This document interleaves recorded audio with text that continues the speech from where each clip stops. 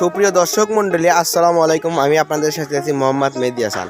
আপনারা এখন দেখতে পাচ্ছেন আমরা এখন টাটা রোদের মধ্যে আছি চূড়ার ভিতরে। চূড়ার ভিতরে আসার একটি কারণ হচ্ছে যে আমরা যাবো এখন গোসল করতে।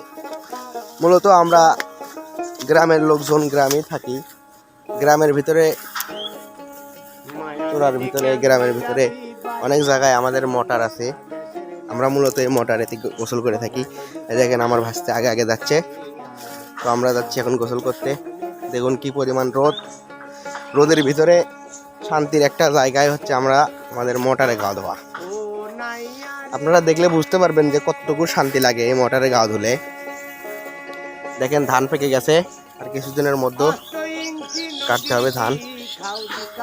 চোরার ভিতরে কত রোদ দেখেন। এই যে আমাদের মোটর, আমরা এখন গোসল করব। তো দেখেন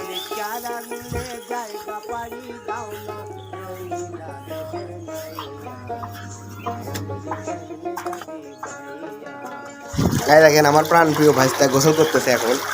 দেখেন কত শান্তি। তো আমাদের ভিডিওটি দেখতে হলে আমাদের পেজ কিংবা আমাদের ইউটিউব আইডি সাবস্ক্রাইব করুন এবং সাবস্ক্রাইব করে পাশে থাকুন এরকম আরও নতুন নতুন ভিডিও পাওয়ার জন্য। আপনারা দেখতে পাচ্ছেন কত পরিমাণ রোদ। এই যে আমার ভাইস্তা গোসল করতেছে এখন।